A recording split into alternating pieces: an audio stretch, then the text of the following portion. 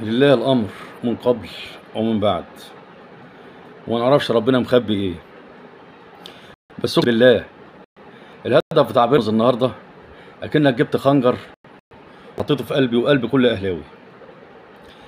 هدف ملوش ليه ريحة الطعم ولا ليه ريحة اللازمة. بس العيب على فريق صن داونز، فريق بيلعب بعلوية. مش ممكن انت عندك الملعب مليان على الاخر، وقضي الملعب تخليه ما يعرفش يلعب كوره يلعب، وبتلعب في الظهر زي ما انت عاوز، وما اعرفش ايه العلوية الناشفه دي. مدرب اصلا ما يقلش عن كولر حاجه، مدرب معرس زي كولر. يعني انت بتدي اهتمام، عملت اهتمام لبيراميدز على حساب فريقك، نفس اللي كولر غلطه. يعني انت لعيب واحد اللي غيرت طريقه اللعب وبيه هو اللي فرق معاك. مكوينا نمره 4 بيلعب 8 و10، هو اللي بيلعب الفريق قدام. خدته لعبته ليبرو قدام الاربعه اللي ورا، ما يبقاش عندك شق هجومي خالص، ما يبقاش عندك شق هجومي خالص. وربنا عاقبك النهارده وفي الدقيقه ديت عشان العلوية اللي كنتوا بتتعلقوها في المباراه. ده انت النهارده كان كله لعب سلبي، انت مضيع النهارده ولا 30 دقيقه لعب سلبي، وجاي عاوز تجيب جون في اخر دقيقه من الوقت البدل الضايع. انت لازم تتعاقب.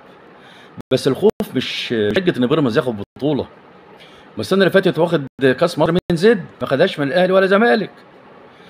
المشكله السنه دي لو فاز ببطوله افريقيا هتبقى جبت او غيرت اللي كان مرسوم للفريق ده 180 درجه، من فريق من جنه ونار، كان فريق خلاص مش هيدعم تاني، محدش هيدعمه تاني، وكان السكواد بتاعه هيقل، هيبقى زيه زي اي نادي في الزد ولا سيراميكا، لنادي دلوقتي هيعمل لك سكواد تاني خالص.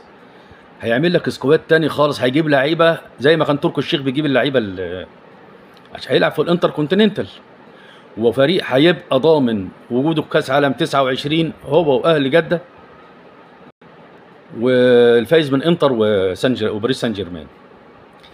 يعني مش ممكن فريق هيبقى يقرفك اخر قرف في الدوري السنه الجايه بالسكواد اللي هيجيبه، هيدي الزمالك اللي هو عاوزه من اللعيبه اللي عنده.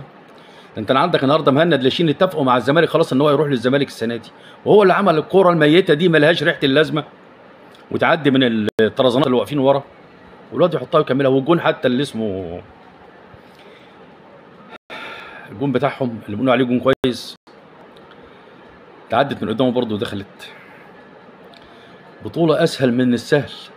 الله لا يسامحك يا مرسل يا كولر، انت ويا ابراهيم ضيعتوا من الاهلي اسهل بطوله خلقها ربنا، واللي عاوز ربنا هيكون.